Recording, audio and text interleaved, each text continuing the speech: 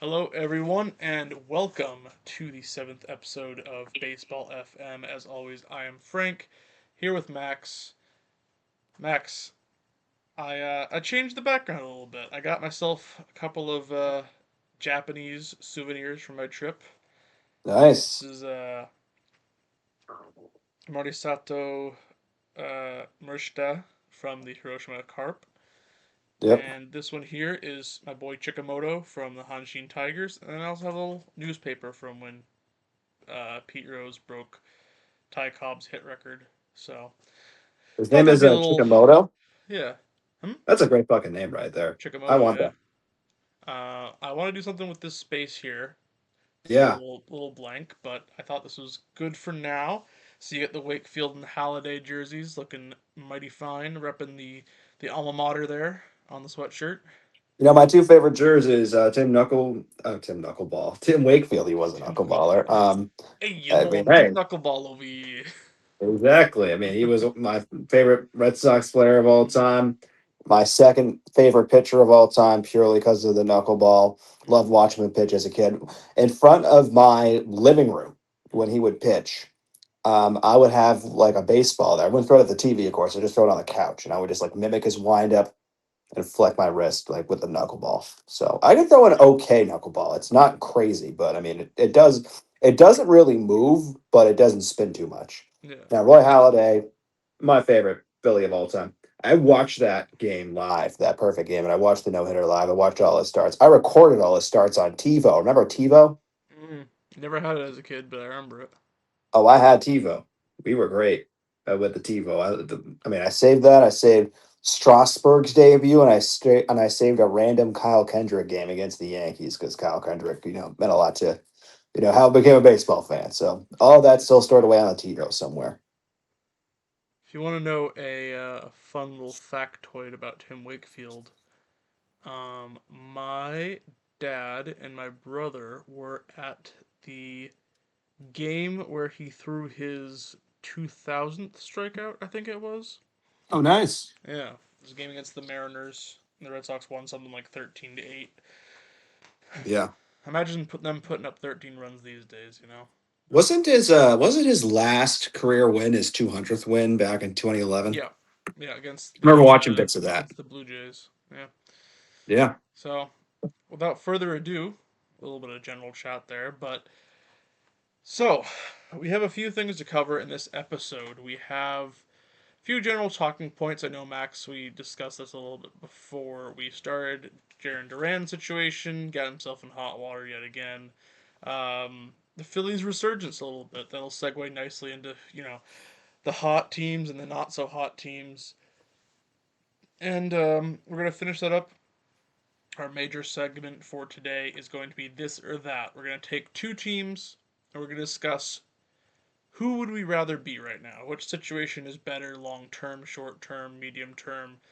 Whose outlook do we like the best? And we'll sort of chat about that a little bit. But without further ado, Max, let's dive right in. Let's talk about Jaron Duran. Mr. Mr. Daily News, always in the ticker tape.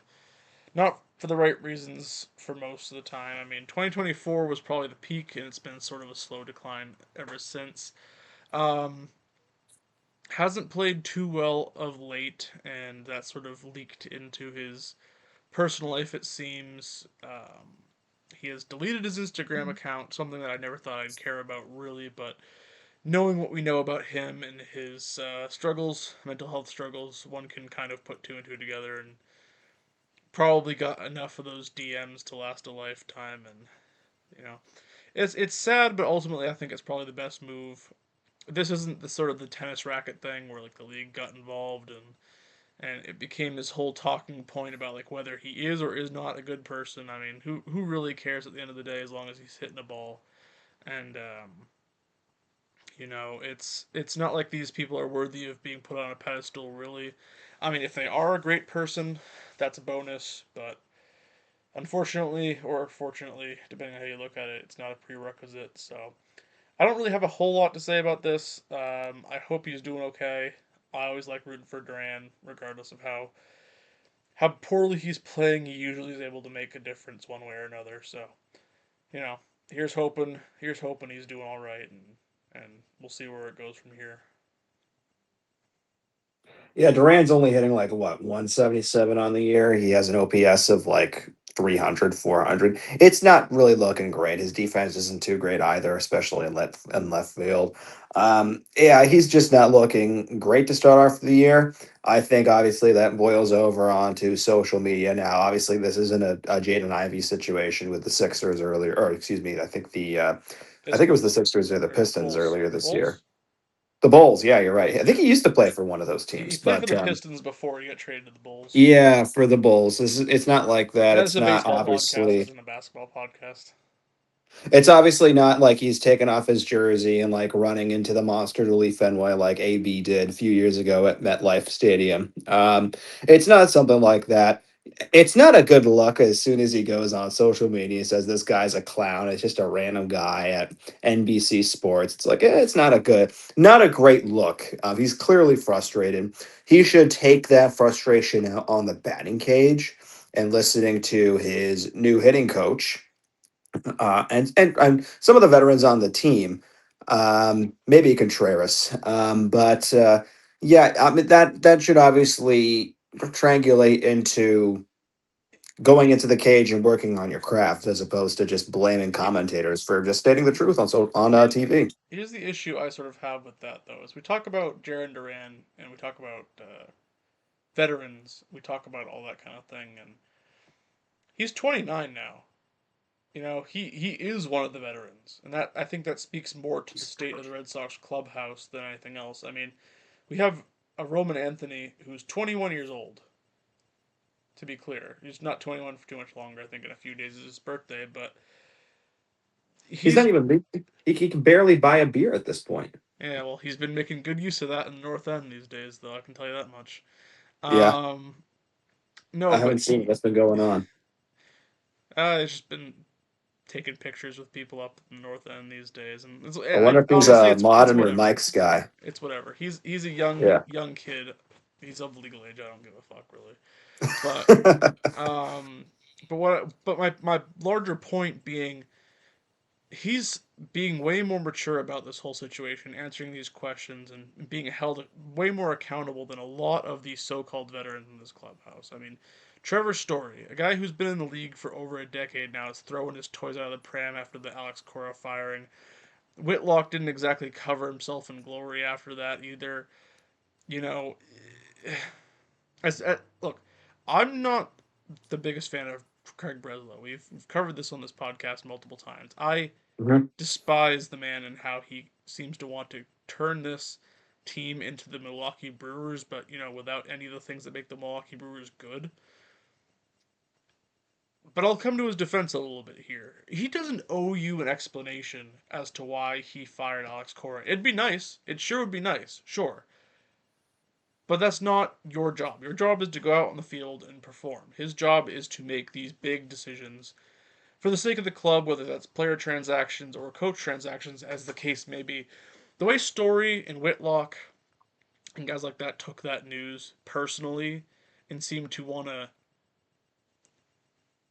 push the narrative away from themselves and into the GM's office. It's a shock to me, honestly, that Trevor Story is still on this team. But all that is to say, coming back full circle here, Jaron Duran is one of the elder statesmen of this roster, which I think says more about the roster construction and how Breslow yet again is completely ignoring the mental side of baseball, because we have guys like Story, we have guys like Duran, we have guys like Anthony early on in the season. Meyer at points this year, Narvaez at points this year, Durbin at points this year. All these guys who desperately need a breather, or just to change up the way that we construct this lineup in some way. But we just don't have the depth to do that.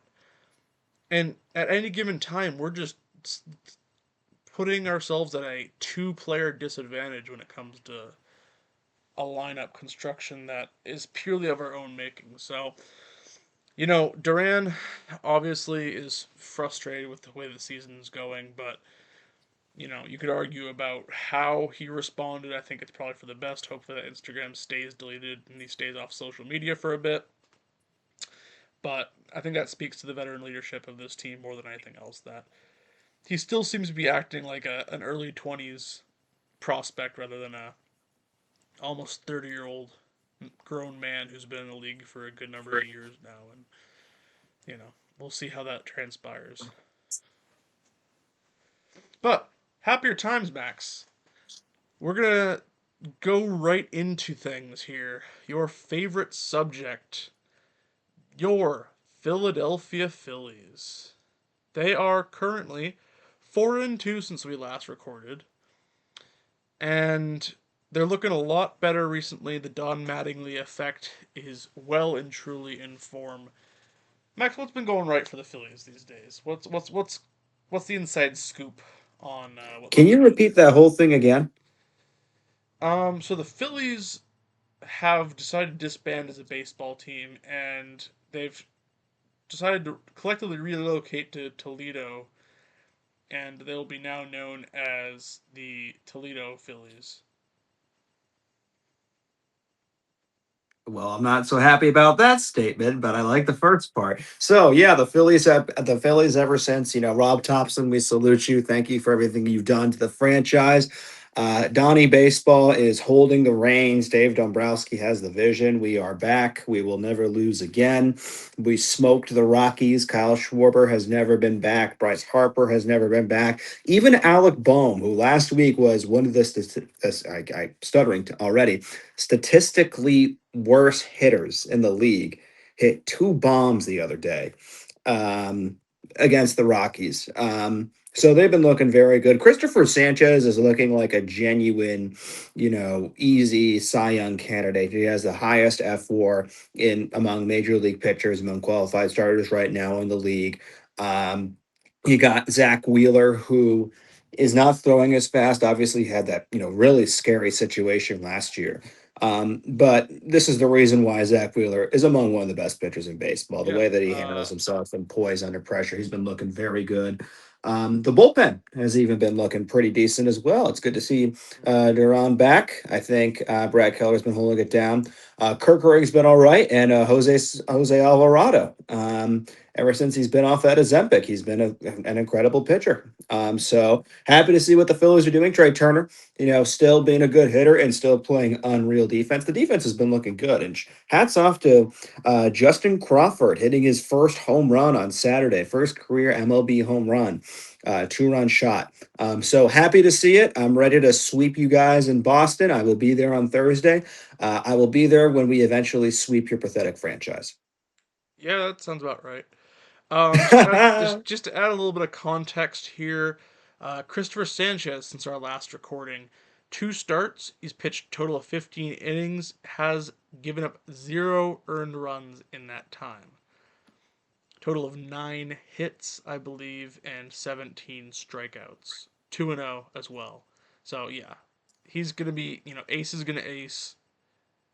Bona fide Cy Young contender. I would be shocked if he didn't win a Cy Young, but by the time that he is playing for the Los Angeles Dodgers. So we will just see how things And a transpire. part of his success too is that he was in that Rays organization. The Rays know how to develop really good pitchers. Maybe not pitchers who are going to be bona fide Cy Young contenders, but pitchers who just know how to pitch the game well. So I think that explains some of Sanchez's success. Yeah, and you also mentioned Justin Crawford, 14th best hitter in all of the MLB. Again, within the last week, 907 OPS. He's hitting 316 with a bomb and 3 RBI. So things are looking a lot better. We'll talk about a couple of other Phillies hitters coming up, and yeah. Do you chalk this up to sort of a positive regression in terms of the team sort of playing where it should be playing, or do you think that Mattingly has actually had some tangible effect on this team? Well, I wouldn't call it, a positive regression. I think it's just a positive and a positive overall. I think clearly there was something wasn't working with the team. And I think the players realized that holy shit, we are due to our poor playing, we fired Rob Thompson. I will say this though, it'll be interesting to see down the stretch, especially once we get into the colder months into September and when we're in October, because we will make the playoffs. Um, some of the decisions that Mattingly will make as opposed to the decisions that Thompson will make. I think Mattingly is more open to changing things if it doesn't work. Like, oh, you're bringing Jose Alvarado into the ninth when he's blowing saves all over the place. All right, well let's put in Kirkering, let's put in Brad Keller, so we can change it up a bit. Oh, Alec Bohm hitting number four isn't doing too well. Let's drop him into the sixth or seventh hole, and get some of the other players who've been hitting well is good. Because Rob Thompson, as great as a manager as he was a very static manager. What I mean by that is he would place guys at number four. Alec Bohm would be at number four, and Alec Bohm would still be, hitting a buck 67, or not even that. He would hit 76 cents, and he would still be in the four hole. When Nick Castellanos was still on the team, he and Rob Thompson obviously had a thing, but Rob Thompson would always put him in a pretty favorable spot in the batting lineup. Even though Nick Castellanos would still swing away at these low and outside sliders, which is his kryptonite, and would still ground out. He would still strike out even when he's hitting fourth or fifth, and he would keep him there for a very long time. So I think Mattingly, with his expertise, he's been managing baseball for a good while now. I think since 2012 with the Dodgers. I think even earlier than that. But I think it shows that it's a fresh face. I've seen, saying like, oh, this is a Napa hire because his son is the GM. No, Don Mattingly is a baseball man through and through, even on the bench coach, with the Blue Jays. A lot of guys respect him. Not to say people didn't respect Rob Thompson, but at some point you do need a change. You do need a face. You need to, this team is too talented to play like they were 2 weeks ago. So it's good to see those changes made. I think it's been worthwhile. We're almost at 500, and we almost have a winning record. So we've really, I think, dug ourselves out of that hole and are now second in that division. Do I think we're going to win that division? Probably not, but we're definitely going to make the playoffs. I think Fangraphs gives the Phillies a 57 or 60% chance to make the playoffs. So we'll make the playoffs, no doubt. I think we can have a good conversation about, where you feel as a team a little bit later on when we get into the records over the last week. And we also do our this or that, what I will talk about the Phillies. And another team that I think is in a very similar position. But let's talk about some hitters here, Max. Talk about some hitters that are doing exceedingly well. I'm going to stick to a top five here just to move things along. But like I said, this is over the last week. From the 4th to today, which is the 11th of May. And, it's a large enough sample size that we can sort of get an idea of maybe some guys are reshaping themselves, maybe some guys are just on a hot streak. There's a lot of things to take into effect here, but in descending order, the fifth best hitter in the MLB over this period of time is Kyle Schwarber with a 1055 OPS. Fourth best, Aaron Judge with a 1099 OPS. Cody Bellinger, 1109 OPS in third. He's been having a really, really nice year. Number two, my personal Lord and Savior. You know who I'm talking about here, Max. My favorite Philadelphia Philly of all time. The Georgian Mountain Man himself, Brandon Marsh, with an 1126 OPS over the last week. And number one, Bobby Witt Jr., with a 1263 OPS. I have him on the little overlay above me here. He is the hitter of the week, and I think we can all guess why. 11 hits, 3 homers, 4 RBI, 2 stolen bases, 2 walks, 3 strikeouts. He's hitting a cool 407 with a 448 on base percentage and an 815 slug over the last week. Max, Are we seeing Bobby Witt Jr. coming back into his MVP form here? And do you think he has a legitimate shot at the trophy this year? Most definitely to both. I think we were both on our first podcast when we did this whole thing. There's a reason why, had Aaron Judge not existed, we both picked, Bobby Witt Jr. to be the MVP. I think this is looking to be the year if he keeps it up. We've seen, the incredible defense that he's had. We've seen the incredible offense that he's had the past few years in the league. He got out of that funk, which is great, especially the first few weeks, 4 weeks in April. Ever since then, he's not been looking back. He's been on a hot streak. He's seeing the ball really well. He's been among the best, if not one of the best, defending shortstops in the game right now. There's a reason why Kansas City really paid him a couple years ago when he signed that massive extension. Because of scenarios like this, yeah, he was cold now. He was cold then, but now he's looking really hot. So it's great to see that. I have him on my fantasy team, so I'm happy that he is. Doing great right now because he was a little cold to start off the year, but now he's looking a lot better. And this is the Bobby Witt we all know. Hmm. Yeah, I personally love watching him play. Of course, he hit that 17-foot inside the park home run the other day. I don't know if you saw that making the rounds, but on the Statcast it said home run Bobby Witt Jr. 17 feet. So that sort of, yeah, you know what? Speed kills. And I watched that play. Yeah. Kerry Carpenter, aka Kerry Bonds, did not cover himself in any glory there, but that's a man who legged out what probably would have been like a diving triple for most players, turning that into an inside the Parker. So he's been on fire. The Royals offense hasn't really kicked into gear completely, at least I think where a lot of people thought they would be at this point, but he's certainly going to be leading the charge. And it's great to see, especially for the game, he's such a young superstar talent doing as well as he has. But I want to take a moment to talk about the only man in the game of baseball. Bobby Witt Jr. is the only person over the last week to be hitting over 400. Brandon Marsh is hitting 519 over the last week, Max. 519 with a 533 on base percentage. Now, 14 or 13 of his 14 hits have been singles with one triple, 3 RBIs, 2 strikeouts or 4 strikeouts, 2 walks. But man, oh man, has he been raking recently. And how important is Brandon Marsh to the overall Phillies' success in your eyes, Max?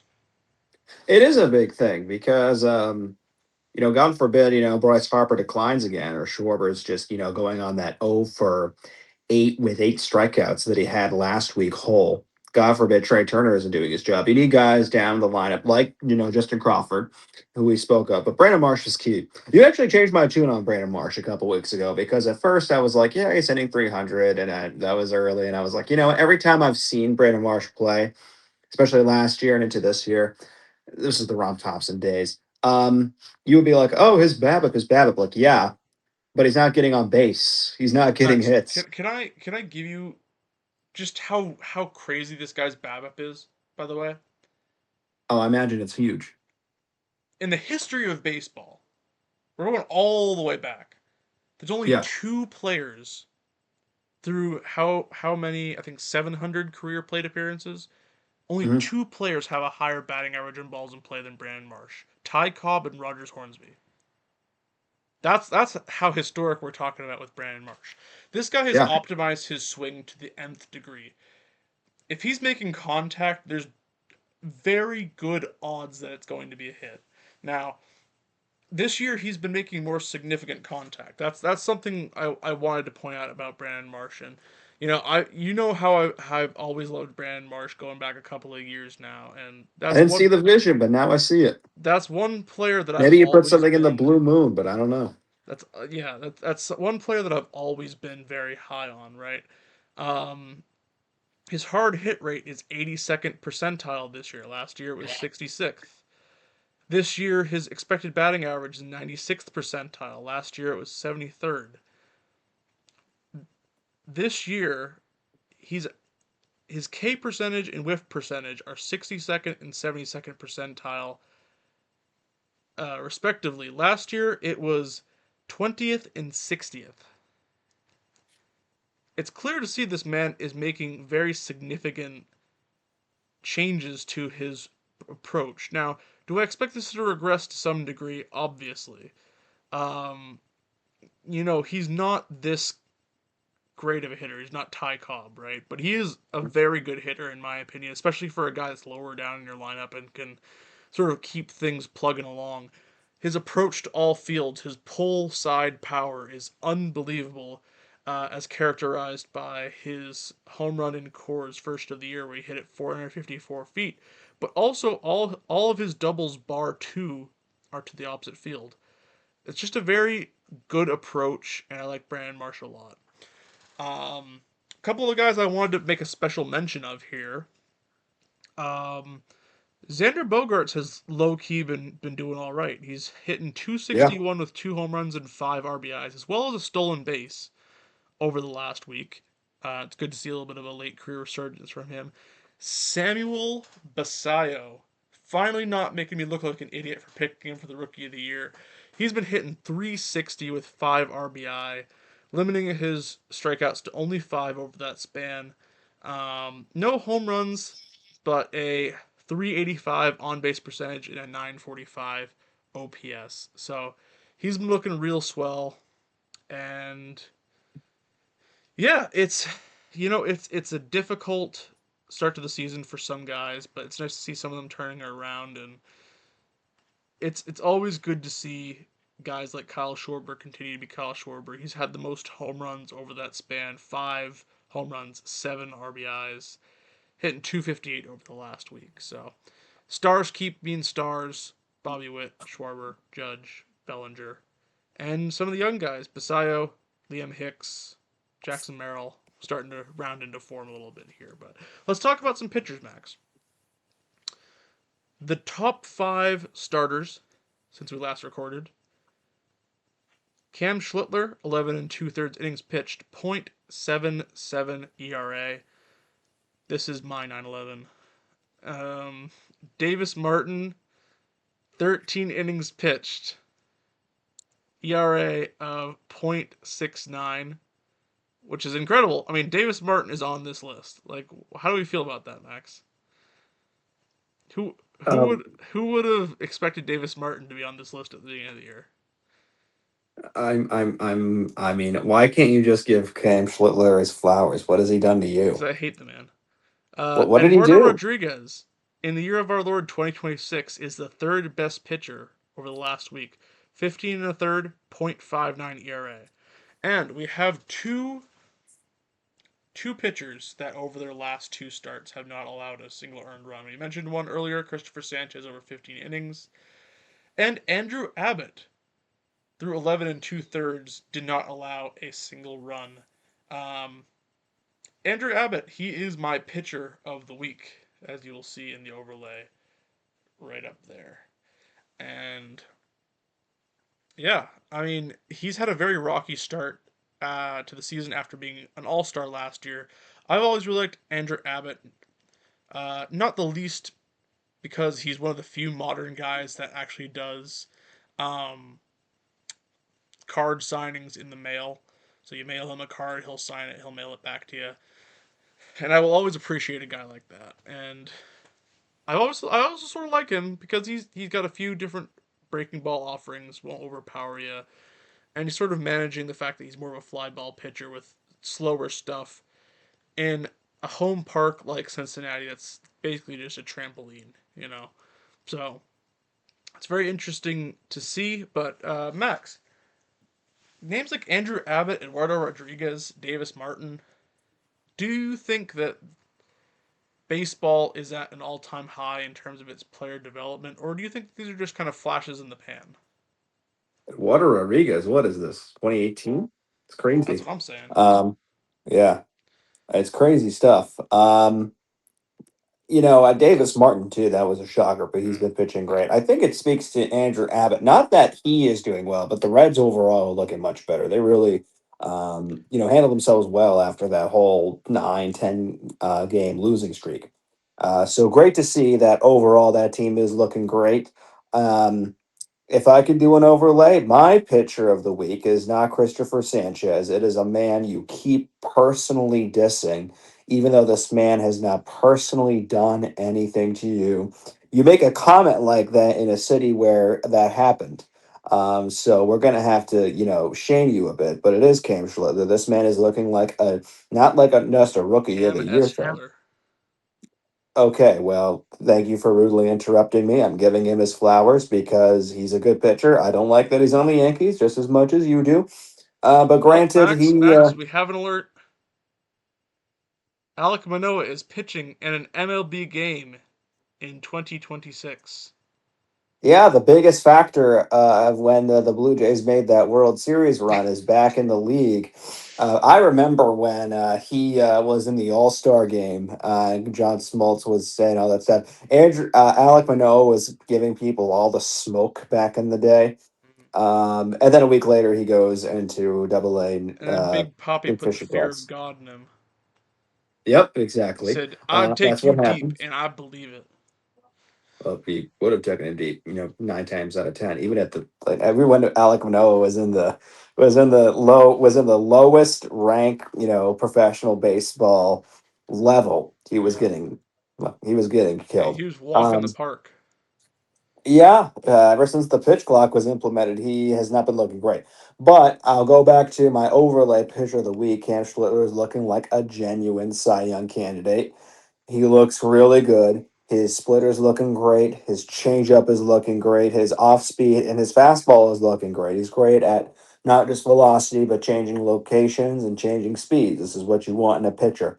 Mm. So he's looking fantastic to start off the year. If he wasn't a Yankee, would I be more excited about it? Yeah, but I'm going to give credit where credit is due. I will not, make comments like that. I will reserve those to people who have actually did me harm personally, and those are two players you know very well, which do not say those names. They are Voldemort to me. They are both Voldemort. But yeah, no, Cam Schledler is my pitcher of the week. My hitter of the week is someone who was not on this list, but who has had a crazy couple of games now. This man is looking elite. He is, of course, my MV3. I don't have the Bryce Harper jersey up. He's going to be here somewhere. Actually, I should probably, all due respect to Wakefield, it's Phillies versus Red Sox. I should have two Phillies jerseys up.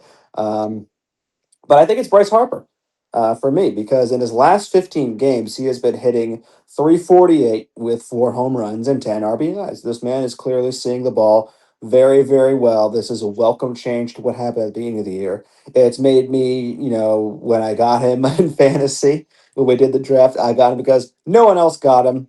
He's still my GOAT. And this is why he is my GOAT because he's just been hitting the cover off the ball right now.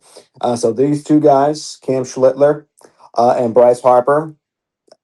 You can overlay them if you want to, but those are my two players of the week right now in each of those different positions. I have no problem with that, Max. As His long as you first know. baseman, his first base work still needs to do have a little couple of work though, Bryce. He still need to get No. better in the As long field. as he knows he's no longer welcome in the South, he is And doing by the fine. way, speaking of the Phillies, Elmo has saved my team. Have you seen this? Has anybody seen Is this? Elmo Elmo the was in the new booth. Gritty? Not the new Gritty. New Grimace. Many people are saying this. Ooh, buddy, Elmo is Elmo, man.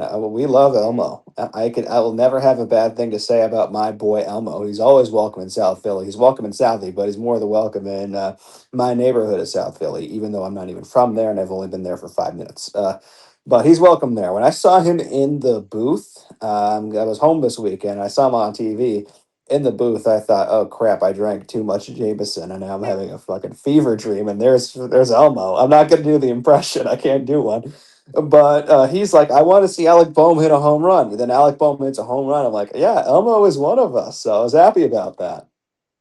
Well, there you go.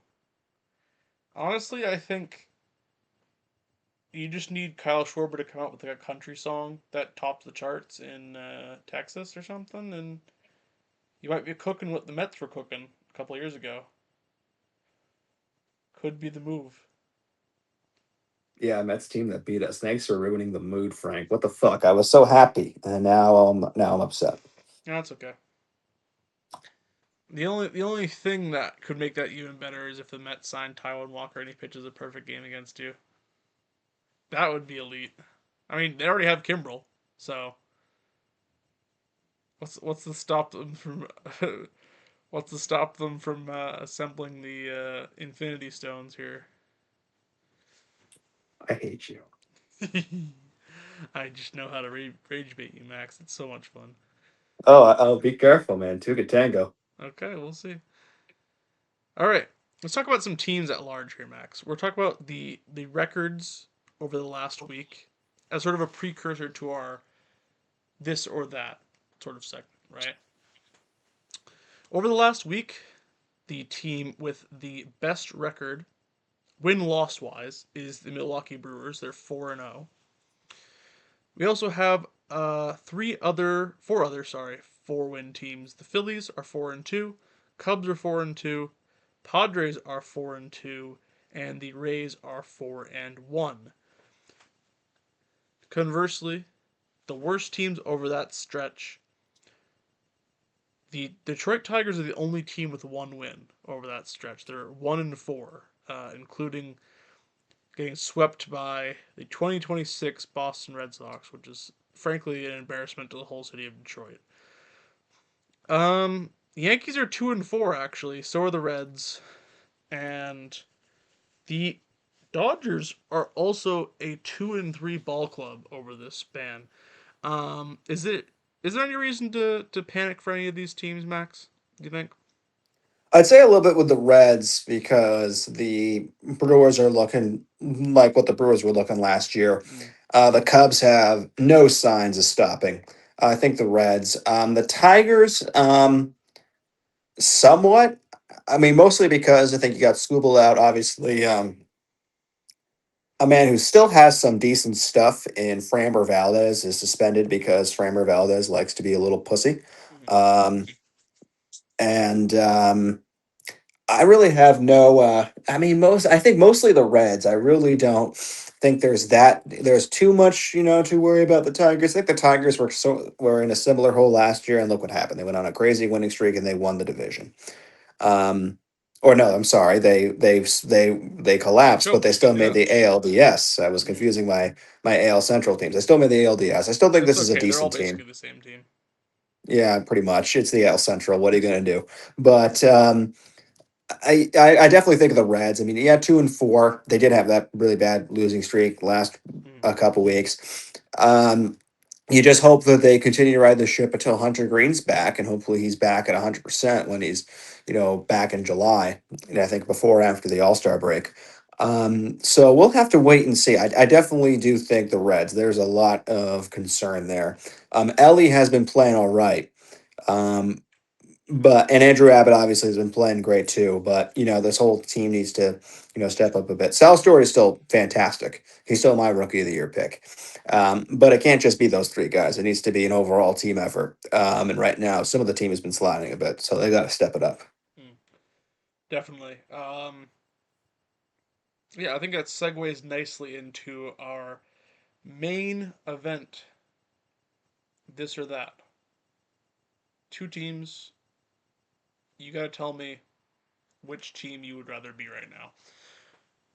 We're going to start off with the Detroit Tigers or the Seattle Mariners. Both are 19-22. Both are third place in their division. Both are 4-6 in their last 10. The Mariners are 2.5 back of the A's, and the Tigers are 1.5 back of the Guardians for their respective divisions. Max, which team do you feel more inclined to believe in this year? I still believe in the Mariners. For me, I still think this is a team that has some decent pitching. Hmm. Really. The one downside I think to the Mariners is Cal Riley. He has been awful to start off the year. He is looking exactly Yeah, I mean like Chris he was 0 Davis for from everything basically since the last time we've recorded. he's looking like Chris Davis from 2014. It's not looking good for him at all. I think J Rod's been playing decent, and I think some of the other guys in that lineup have been playing all right. Nothing to write home about, but this is Yeah. kind of what the Mariners' MO was. Last year, Kyle Riley was really raking a lot, and the pitching has been holding it down. I still think Seattle has great pitching. Mm. I think that alone Yeah, is Brian going to Wu, help them Logan out. Gilbert, George Kirby, Emerson Hancock's been a revelation this year. Um, Andreas Munoz hasn't quite been an all star level, but Eduard Bizardo has been great, and Matt Brash has been great too, and like it just looks like a good team. I think Josh Naylor's starting to come online a little bit. Their marquee signing this offseason. Um, Yeah, Naylor's been looking better. He's been seeing the ball JP a bit more, Crawford's but been looking decent. Julio's been looking yeah, decent. Randy Rosarena is going to keep plugging away, probably give you like a 260, 15 and 20 season, every year, which is perfectly acceptable. Um, Dominic Canzone, my guy, he's been good. And yeah. Cal I think Raleigh's pace is looking like I, he's only I going to think hit there's 12 home some runs this yeah, year. I think there's some juice there. Inversely, if we look at the Tigers, you know, of all the problems that we're going to have this year, it was not the pitching that was expected to be the problem. Um, Framber is suspended, of course. Probably going to be back pretty soon, I believe, without looking at the number of games he's missed. Scooble could be back fairly soon. Apparently, I've heard they just sort of have a probe into his elbow to try to figure out what's exactly going on there, and they seem pretty optimistic. So that rotation's got a huge boost. Of course, McGonigal and Torkelson's been looking decent. Dingler's been a revelation this year. Green's been looking a lot better recently, and you know, it's not a great lineup, but it's got some pieces to it, and it's not a complete zero. Which in the AL Central, honestly, having a lineup that's not a complete zero is probably as good as you can ask. Especially if you look at the Twins, the Royals, the Guardians, and how their lineup's shaping up. Like, I mean, eesh, pretty brutal. White Sox, though, fun team, fun team. Do they have enough pitching? Probably not, but they're going to be a fun team to watch. Probably going to be a very fun, like 75 win team this year is what I would put them at, which is a huge improvement over the last couple of years for them. Um, but if I was going to give a definitive answer, I still would say I'd much rather be the Mariners at this point. Just from purely from a depth perspective, once you get outside of Valdez and Scooble in the Tigers, that's assuming that Scooble will be Scooble when he comes back from whatever's going on with him right now. You have Verlander, you have Flaherty, you have Mize. All of these guys are injured, and then you have a guy like Tyler Holton making the starts for you, who's I think is solid, but like in a sort of bulk relief role, not as a starter. Kaider Montero's been playing over his skis right now. He's looked okay, but he's like a five guy with not a whole lot of overpowering stuff, and they still can't really seem to figure out like what their closer situation is because Kenley Jansen is not a long term viable option. I would much rather put my You know money. that full well being in Boston. Yeah, exactly. Um, wouldn't be surprised if he left the team early once they were eliminated from postseason. Um, Can I still be a Dodger? Can I still be a John Dodger? Says Kenley Jansen. No, no, it's over, man. It's no, over, old man. it's Jover. Um, Max, I don't know if you gave me your definitive answer on which team you prefer. You said Mariners, right? Oh yeah, Seattle Yeah, all yeah, the yeah. way. Okay. Especially with Brian Wu looking as good as he's been looking recently. Yeah. I definitely believe in that team a lot more. Team that was in the ALCS last year, which is more than you can say about the Tigers. But here's a tough one, Max, and I'm gonna put my bias to one side on this. We're not just talking about this year, but we're talking about overall. Would you rather be the Yankees or the Dodgers right now? I think there's a compelling argument to be made for both here. Yeah, it's tough because obviously this is an aging lineup, but the Yankees still have a fairly all right farm system. I mean, Spencer Jones just got called up, and Spencer Jones in AAA was looking godly. Um, and obviously, you have Cam Schlittler, who is still a young guy, but he's looking to be a potential future ace for him once Cole retires. Um, but I still would want to say the Dodgers. I think as long as you have Shohei, you're going to have the edge, and Mm. Shohei is going to be on that team for a while. They actually have a decent farm system, believe it or not, because James Tibbs is looking really good in AAA. They have a bunch of other guys in the minors who are looking, pretty decent.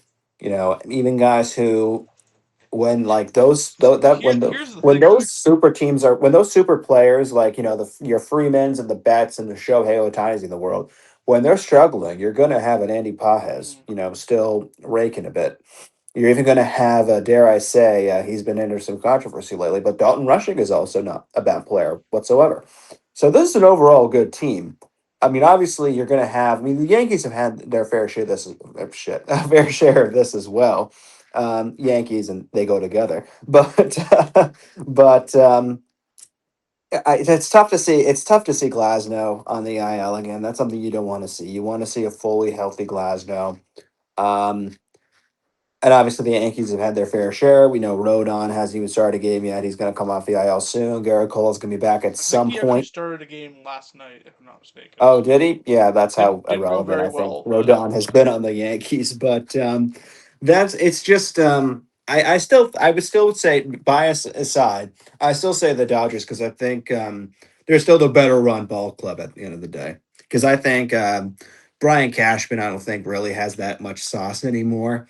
Then the owner of the Yankees, he's a Steinbrenner. He doesn't have the same instinct as his father did, and his father was fucking nuts. But he's granted he had a killer instinct. But the ownership group that the Dodgers have, plus their GM, and they have fantastic player development. I mean, they got everything in LA right now at Chavez Ravine. So I still would say the Dodgers. yeah, this is tricky because I don't know if I'm being a prisoner of the moment or if there's a larger theme here. Otani has not looked like Otani with the bat recently. He's had a lot of offers, um, and I know the sky is falling. His OPS is below 800 and all that, but as good as a Still pitcher not as a he's bad hitter. looked, well, no, don't get me wrong. It's not a bad hitter, but when we're comparing two superstars here, we're Mhm. comparing Aaron Judge and Shohei Ohtani, and I think that's always going to be the way it is in this generation of baseball players, right? AL MVP, NL MVP, both perennially, both basically have that until they choose to concede it, right? And you look at their pitching and how injury prone the Dodgers rotation has been. Glasnow on the IL and Snell's just getting back now, but how long is that going to last? And you know, Otani's had his arm troubles, and they have some solid contributors like Robleski and Emmett Sheehan and all these guys, but you know, okay. Again, I'm pretending I'm an Orioles fan here, and I have no real stake in the game. I would rather be the Yankees, if I'm honest. Um, I think this Dodgers team is well constructed. It's well built, but you can only hit on so many prospects, as the Rays will show you time and time again. Now, obviously, some of them, like Wander Franco, way out of their control, but you can only have this sort of replacement machine. And again, I'm operating based on only what I can see in front of me. I'm sure the Dodgers will go out and sign Scooble and every other player out there, and they'll be just fine. But if I go position by position here, you look at it like the first baseman, right? Freddie Freeman's been on and off the IL. I'd rather have Ben Rice, who's hitting over 1100 OPS on the season, 316, hit another home run today, making it 13 on the year. Second base. That's a little bit more tricky, but I don't think either team really has a second baseman that's full time, right? You could say Mookie Betts at shortstop, but he's making a season debut today, and up until then, it's been Hee-Sung Kim and Alex Freeland, right? I could go down the list, but I think what it boils down to is Ryan Weathers is looking good, Cam Schlittler's looking good, Garrett Cole's gonna be back. We don't know what he's gonna be like, but I'd trust Garrett Cole over Blake Snell any day if we're talking about returning aces here. And with Edwin Diaz out, I don't really know what the back end of the bullpen is looking like for the Dodgers, and they've sort of been scuffling recently. So I honestly think Aaron Judge, Cody Bellinger, Trent Grisham, Ben Rice, like that's enough by itself for me to say, yeah, this Yankees team is scary going into the latter stages of this year. And yeah, like you said, Cam Schlittler, for all the shit that I give him, he's legitimately a Cy Young talent. And with missing some time, I mean the door's wide open for the field in the AL Cy Young race because it really was Skubal versus the field. Crochet, the sort of de facto 1B to Skubal's 1A, also missing some time. We don't really know what his return is. I mean, he's building up a little bit, but he still hasn't thrown off a mound. So, you know, if you add a Cy Young caliber starter, plus Max Fried, plus Garrett Cole, plus Ryan Weathers, etc., to the best lineup in baseball by pretty much all measurements, I just don't know how you beat that, really. So, as much as I hate to say it, it's the Yankees for me. And I know that was. Please give me a pat on the back for how hard that was for me to say, by the way, Max. I saw the pain in your voice. I know you're ready to break, but you didn't break, so good If for the Red you. Sox weren't so dog shit this year, it probably would have been harder, but we're dog There it shit, so is. There it is. There's the cope. it's not cope. It's just stating facts. We're shit. They're not. Congratulations, Yankees. It's On still cope. It's still congratulations, cope. Yankees, on losing the ALCS to the Blue Jays yet again. Actually, with the Rays this time. Yeah. Um, Speaking of the Rays, this is an interesting one. I think there's two teams that have a very similar philosophy when it comes to player development and operating on the free agent paths and offering extensions to the young players before they fully make their debut. I'm talking about the Rays and the Brewers. Now that's an interesting question in my mind, right? It's a rotation and a bullpen that's ever evolving, right? You have a couple of aces, Drew Rasmussen for the Rays and Jacob Misarowski for the Brewers. You have some intriguing arms like Logan Henderson and Chad Patrick, and you on the Rays side McClanahan. He's been looking solid recently compared to what he was looking like, you know, right after coming back of basically a 2.5 year hiatus from pitching in the big leagues.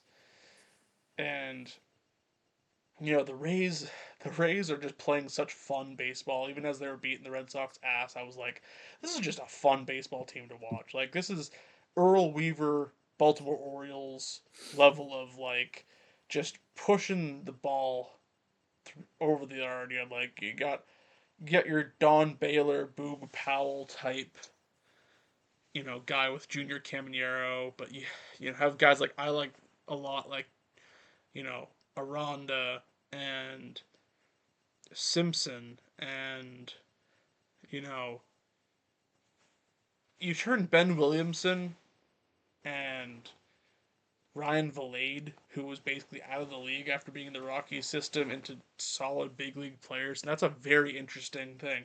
And then you look on the other side, you got the Brewers who like have legitimate all star. You could even push it and say superstar talents like Bryce Terang and William Contreras and Jackson Churio if he can sort of find his rookie form. And then you have like Misarowski who's like that's a National League like Cy Young winner right there. Like the dude's just blowing the doors off of everybody. He had an 8 pitch sequence that none of the pitches were below 102. Like just absurdity. Now they're sort of struggling to find some consistency at the back end of their bullpen. The Rays seem to have found it with Brad Baker. So all that is to say, Max, where are you sitting between the Brewers and the Rays right now? I mean, there's really no wrong answer. This is a team that has almost similar trajectories. I think still similar skill sets. I'll start off with the manager. Pat Murphy has always been a fantastic manager. Likewise, Kevin Cash has Yeah, always been a yeah. fantastic manager. The Brewers have a great pitching staff. The Rays have a great pitching staff. Pardon me, it's allergy season. It's coming back to me.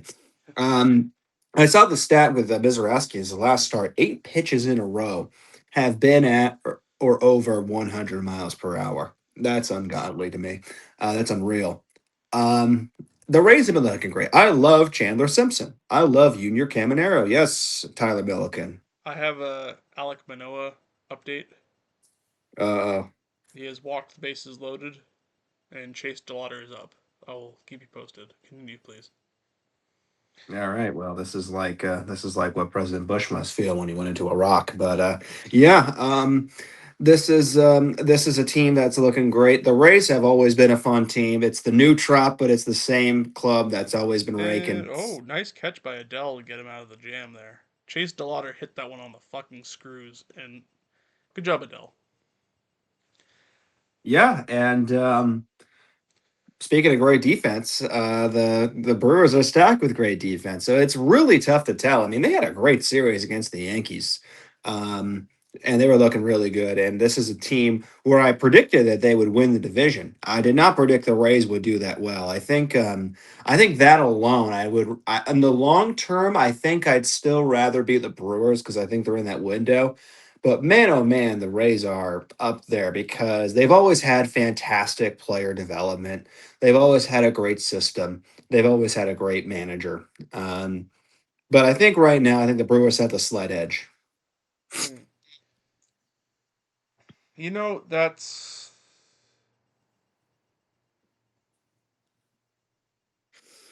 yeah, that's where I'm at. I think I had to give it a second thought there, but when I think of a It's on the team light that bulb. has serious depth, I could talk about the Brewers who have about 8 or 9 guys that could easily be a good starting pitcher for them, right? Nick Martinez has been great this year, but Kyle Harrison's also been really good this year, right? And every name that you mentioned for the Rays, the Brewers have a version that's just as good, but younger, right? And I would definitely trust the resume of the Brewers lineup over the Rays lineup. I mean, there's so many moving parts in that Rays lineup that we're gonna see some guys regress back to their career norms, and all of a sudden it'll be Caminero and Aranda and company, and they have Nick Fortes starting behind the plate. They have a 148 hitting Cedric Mullins playing a good amount in their outfield. Like, there's only so long that they can balance on the tightrope here, and the Brewers have just been there, done that, and I just want them to get back to the NLCS and this time really put the screws on the Dodgers or whoever they're playing. And Well, they'll lose to the Phillies, but okay. well, put the screws on the Phillies then. Hmm. So there you go. I think that's the first one that we've both agreed on, if I'm not mistaken. No, we both picked the Mariners. Then we split the Yankees and Dodgers, and then we both agreed on the um, The Brewers Rays. Brewers. There we go. You're too focused on Alec Manoa. That's, I Well, mean, I don't blame you. Mike Trout was up this time, so I wanted to see This that. is a 22 throwback All with right, I Alec turned the Manoa. game off, Max. We're good. I'm focusing on my notes app now. Next one, a couple of P teams, one of which is on your head right now. I'm talking about the Padres and the Phillies. Which team would you rather be right now? Now, I'll start the conversation because I'm sure you have a lot to say in this situation. Just to give the people a well rounded idea here, Phillies are currently sitting second in the NL East at 19-22, 9 games back of the Braves. Tied for first in their division is the San Diego Padres, 24-16. Now, I don't think either of those records are truly painting the correct picture of the teams we're talking about here. And that's sort of where I think that the Padres and the Phillies sort of settle in at a very similar spot here. The Padres have something that the Phillies have never had as long as I've known you at the very least. And that is an A plus bullpen. And I'm talking about the biggest plus that I could possibly bestow on a team. Mason Miller, who, by the way, still has a negative FIP, a negative FIP. I've never seen that before. That seems like a mathematical error. But that's basically saying, in so many words, he would be better if there were just no fielders behind him, which is crazy to say. I mean, he is the best closer in the game, probably the most dominant one I've seen in a long time, and I don't really see any reason to doubt them. I mean, got guys like Bradley, um, Rodriguez, and Iramida Estrada, and it's great. Their rotation is a bit suspect though. Randy Vasquez has been solid this year, but he's coming back down to earth a little bit.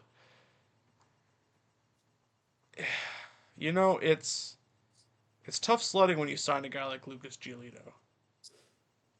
And Jackson Merrill's coming back online.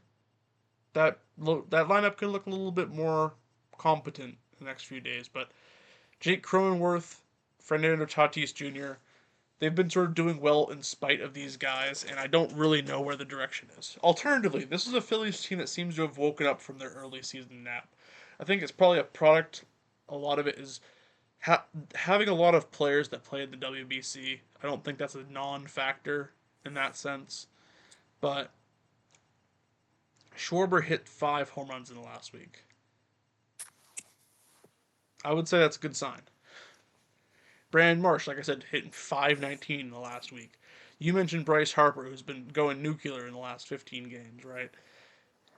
Not to mention Christopher Sanchez, been pitching out of his mind. Zach Wheeler's looking like he hasn't really missed a beat. I mean, his pitching style is maybe a slightly bit different from his before his surgery, but he's still looking really good.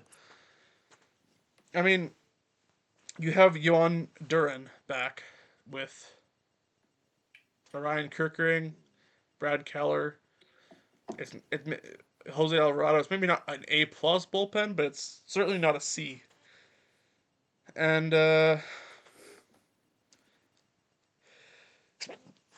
I'd rather be the Phillies all day long here. I'll start off with the Padres. I think they've been looking fantastic. I think both of us exceeding expectations in their division. They've been a very fun team to watch. Their bullpen is among probably the best in the league. Mason Miller is just ungodly. Why the A's thought to get him away is beyond me. Um, and a lot of their starting pitching not horrible, not an A plus, but certainly a C or a B. The rotation still, I think, a decent rotation. Their offense has been looking great. A gentleman and a scholar who has never done a thing wrong in his life, Manny Machado, I think will still be decent. Xander Bogarts is having a great past week. He's been looking really good. He's been looking like one of the best shortstops in the league, which is something that would be of no surprise 10 years ago. But the fact that he's looking like this now, as you said, a late career resurgence is looking fantastic. So this Padres team has been looking great overall. Having said that, I will always choose the Phillies because we own those Padres. We've owned them since 22. We will continue to own them. We will always own San Diego as long as I live. Um, this Phillies rotation is still among the best in the league. The offense is looking fantastic. The defense is looking very good. The bullpen, yes, we've never had a bullpen. I still don't trust this bullpen. I don't think I have trust issues. I have had trust issues since Brad Lidge and Ryan Matson went away. But I do think that the Phillies overall still have the edge. This is a team that has caught fire in a great way. Um, Nick Castellanos, best of luck to you in San Diego. Have fun with that. Don't drink a beer in the clubhouse in the eighth inning because you got super mad that your defense is shit. So just, keep that in mind. But I will choose the Phillies any day of the week. No surprise here. And that's just not my bias. It's because overall the Phillies are, I think, a better team than the Padres are. Having said that, the Padres still have, a fantastic bullpen. I'd kill for that bullpen. Yeah, I think I sort of overrated them last year in one of our previous podcasts that shall not be named, mostly because I can't really remember the name of it. But I predicted the Padres to do really well in the postseason last year, and my entire prediction was more or less based around them having an elite bullpen. And in the postseason, when you have that lead, being able to close out that lead is the be all and end all. But turns out they just didn't have a lead, and the Cubs just swept them out of town. So we'll see if their offense is able to answer the bell a bit better. Um, but speaking of the Cubs, I have something I think might be of interest to you, young Maxwell. We're talking about two of the best teams in baseball, the Atlanta Braves or the Chicago Cubs. Atlanta Braves are 28 and 13 with a 9-game lead at the top of the NL East. And we have the Cubs who are 27 and 14 with a 3.5 game lead in the NL Central. This is a tricky question, Max. I think there's a lot of layers to it. I think both these teams have some holes that need to be addressed. Both of them, I think, both of them it comes down to overall health, especially on the pitching side. The Cubs are probably down to about 2.5 healthy pitchers at this point. It just so happens that two of those pitchers are the best in the league with Edward Cabrera and Shota Imanaga. Um, Daniel Palencia is back to close the game out, and if you remember how much of a stud he was during the World Baseball Classic, that could be a real game changer for the Cubs. But their lineup has been firing on all cylinders. PCA has been looking good. Michael Bush has been looking good. Alec Bregman is sort of come out of his slump a little bit. Moises Ballesteros has been really good for them. Um, Dansby Swanson and who just hit a home run? It was foul. Never mind. Um, the way you look at it right now is it's a lineup full of all stars in one way or another. But then you look at the Braves, right? Strider's back, and he had a really nice start his last time out. And you have Acuna who's starting to come into his own a little bit. Albies is looking excellent, and you have Drake Baldwin who's been looking excellent, and you have like two or three guys that you sort of look at and say, are they in MVP contention right now? Matt Olson being the primary example thereof, but Albies, like I mentioned before, he could easily be in that conversation, and Michael Harris the second, who's been tearing the cover off the ball in between his little stints on the injured list. So it's been great. They also have Robert Suarez as their closer, a really dependable guy, splitting some time with Raisel Iglesias. So we'll see how long that lasts before they rightfully just say, Suarez, you're our guy. You had 45 saves last year. What the fuck are we doing? So yeah, that's that's a really tough one in my mind. I would give the edge to the Braves, though. I think that's a team where a good number of those guys, I think, remember what it was like to play with some of the guys that won that 2021 World Series, and if not, were on that team, right? Like Albies and Acuna. Um, they also have a complete and true gamer in Chris Sale. And this is a team that 2 years ago their offense was breaking records, right? Like this, I'm not saying they're going to be that offense, but the upside is well and truly there. So it's the Braves for me over the Cubbies at the moment. I agree with you, and I think it comes down to I think some of the individual players that we've been seeing. Let's not discount the Cubs. Seiya Suzuki's been looking pretty decent. Ballesteros has been looking fantastic. Their pitching staff has been looking really well and really solid. Shota is looking back to his Shota self. There were signs of regression, as we spoke of. I didn't believe it, and I'm happy to see Shota still doing pretty decent. And I think Greg Counsell has been a fantastic manager for them so far. I'd still rather be the Braves because I think their new manager has been fantastic. While some of the players like an Acuna is kind of off the shelf for now with a little injury, I think. But he has not been playing so great. But then again, Matt Olson is probably among one of the best, if not the best, first baseman in the game of baseball right now. I'd rather have a Matt Olson than who the Cubs have at first base. I'd rather have a Drake Baldwin than Ballesteros right now. I'd rather have this starting pitching staff in Atlanta right now over Chicago. I think Atlanta has been looking the dominant self that what we saw in 22 and 23 when they won the NL East over the Phillies and obviously over the Mets that span. This is a team that has been looking absolutely fantastic. They have not looked back. They have not even lost a series yet this year. So I think that just shows how dominant Yeah. the Braves have been looking. They are clearly, I think, not going to look back and win the division pretty easily. You cannot say that to the Cubs because we've spoken about, obviously the Reds and their struggles. At the end of the day, the Reds are still a fun team to watch. Don't look now, but the Pirates are actually looking pretty decent. The Brewers are looking back. So that division overall has been looking great. And don't look now, but the Cardinals are actually doing pretty well for themselves too. Um, the NL Central is probably, I think it's the best team in baseball right now. I don't think we can remember a time or recall a time where all those teams are over 500 and have a decent chance of making it to the playoffs. All of those teams, they have a pretty clear pathway. Yeah. Um, so I think overall, I would pick the Braves not just because they have an easier division to compete, but because I think they have an overall better team. Yes, the Cubs are going to be great, and I really want them to, win a World Series at some point in this new window.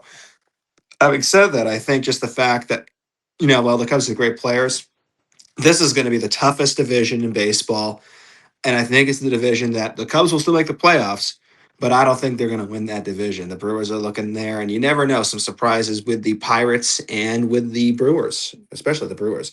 And the Reds are looking pretty fun to watch. So that's my take. I still think Atlanta. I'm not discounting anything that Chicago's doing. Right. Yeah, I think those are two good teams. I think it's sort of like the Dodgers Yankees one where it's just a matter of one's just better, really, and that's probably the Braves right now. Last one here, Max. Close out the show on a positive note. The Rafael Devers connection. Red Sox or the Giants? I'm gonna let you steer this conversation at first because I know I have many a thing to say about this, but right now, would you rather be the Giants or the Red Sox? As much shit as I give them, I still would rather be the Red Sox. Obviously the Giants do have a on paper a better GM. But other than that, the Giants have not been looking good at all. I just saw this report. I think you saw this as well from USA Today's Bob Nightingale, where the Giants are really looking into offloading those contracts. Over the weekend they just traded Patrick Bob Bailey, who is Nightingale, so not. that's a huge asterisk, but still. What's that? Said Bob Nightingale though, so that's a huge asterisk. But yeah. It is, but at the end of the day, I mean, I think that's something that Posey is considering. I mean, Mm. they're trying to be the Dodgers and they can't replicate the Dodgers, so I think it would make sense. I think Jung Ho Lee's a fine player, but I can see why the Giants are be looking to offload that contract. Had the Red Sox You, kept, this is going to pain you. This is going to pain you. Had the Red Sox kept Kyle Harrison and James Tibbs. That's all they needed to do. Not touch him. They would have easily won that trade last year. Devers has been looking awful, and I can see exactly why they want to offload. Matt Chapman, I could see why, because he still is an incredible defender. Not a great, based on how he was, yelling at the first baseman earlier. Um, that first baseman, he's by the way, has been hitting the cover off the ball Casey for them. Schmidt has Yeah. been one of their best, if not the best hitter on the Giants right now. Yeah. Um, but Patrick Bailey, who is probably the best defensive catcher in baseball, not so great hitting wise. But the fact that Patrick he Bailey's been traded traded, him by the way. exactly, which Yeah. and exactly when he traded him to the Guardians. That was a bit of a shocker. But I think this shows that Posey's ready to change. I will say this: I think Tony Vitello is going to be gone before the end of the year. He's not been, great as a manager in the big league so far. I'm trying to find an equivalent. It kind of reminds me. Do you remember when Nathaniel Hackett was the head coach for the Broncos with "Don't Let Him Cook" Russ Wilson? That's kind of what I'm getting the vibes of. It's not, a too similar situation, but that's just the vibes that I'm getting. I'd still rather be the Red Sox because at the end of the day, Willier Abreu is a good player. Roman Anthony is great. I think Meyer has a ton of potential. I think he's going to be a fun player to watch in the next few years once he adapts to the big leagues fully. And I think Ranger Suarez is going to be fantastic for the Red Sox. I think he's been looking much better into the year. Um, and I think at the end of the day, I think I go back to the farm system. I mean, the Giants have the 28th ranked farm system in baseball right now. And if Posey and the Giants are looking to offload those contracts, or just not make the investments be good, the Giants are going to be in trouble real fast. The Red Sox are in trouble, but they still have the 14th ranked farm system in baseball. They still have a good farm system, I think. At the end of the day, they got some good guys in Portland. They got some good guys in Worcester, in my opinion. Yeah. I mean, Um, well, it's not I hard don't to trust say any of that these as teams. well. I'm gonna pick the Red Sox over the Giants. I mean, the Giants are just more of a shit show than Boston is right now. To be honest, I was fully ready to make this like a real coin toss, but after listening to you and your unbiased sort of opinion on the situation, I definitely agree with you. The Red Sox have a brighter future here. Abreu and Roman Anthony, Crochet, Ron Hair Suarez, and Connolly Early, Let's Peyton also Toley. let's Sorry. also not discount, Massa. I mean, I don't know how long he's going to be in Boston, but when Massa's in the lineup, he always Yeah. rakes. Well, now's the best time probably ever to trade him. So, Yeah. um, but yeah, I do think the issue with the Red Sox right now is our floor is like below the basement. Like we have some of the worst hitters in the league right now. But overall, the picture's a little bit rosier than that, I think. And we do have some good young players. Sadon, of course, I can't forget about him. And we have a fun rotation with Early and Tolley and Suarez and Crochet will be back soon, and that'll be nice. And Bayo maybe in a bulk role can unlock a little bit something mentally, and he can just start throwing strikes like he was last year and trust in his defense. Because if nothing else, our defense has been one of the best in baseball this year. So that might be a good thing for a Bayo type character. And I look at the Giants. Logan Webb and Landon Roop have been solid, if not unspectacular this year.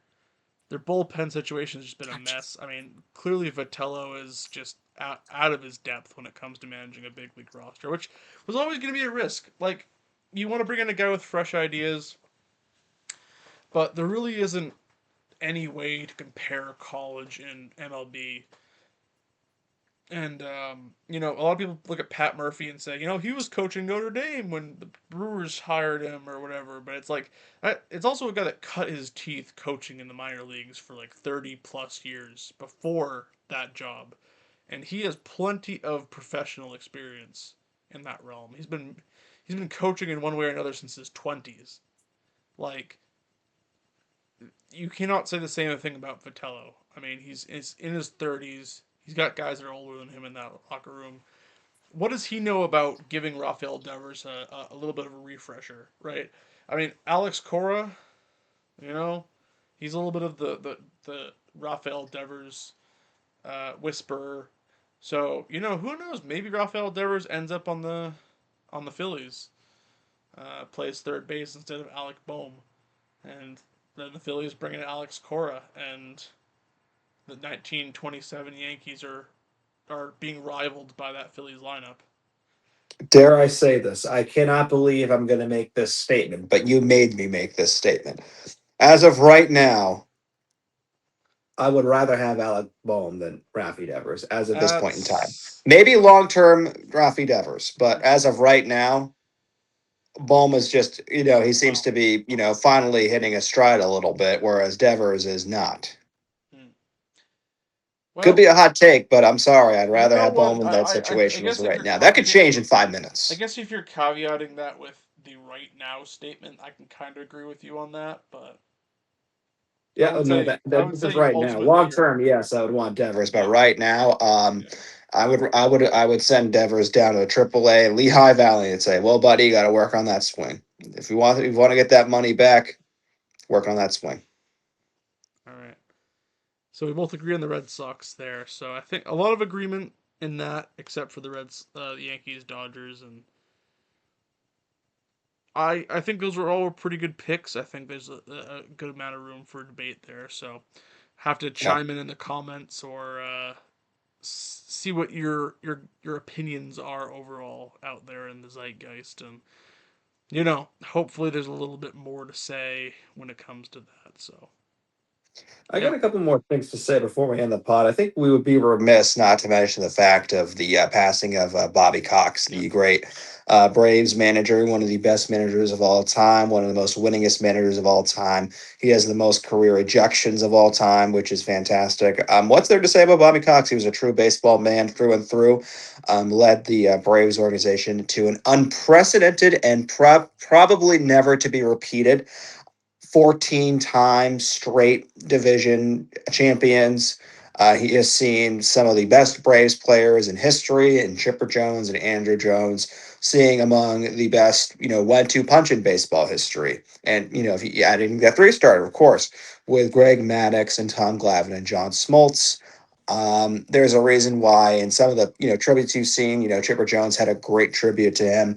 Andrew Jones tweeted his second father. He really was. I would be remiss not to mention the fact of the great, Bobby Cox will forever be a baseball legend.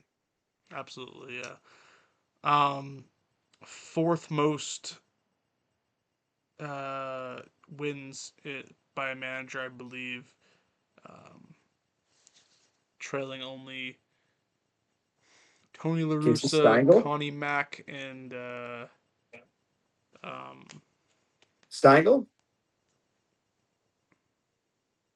John McGraw. I'm over. Oh, I okay. almost said Tug McGraw there. I was like, I know it's not Tug McGraw. I was thinking of his name. I believe those are the only three that are ahead of him on the all-time managerial wins list. So, absolute titan of the game, and he will absolutely be missed by the baseball community. Anything else And to add there, Max? yes, a more positive note. Your boy is going to go see the Phillies Red Sox on Thursday. We will be at the game.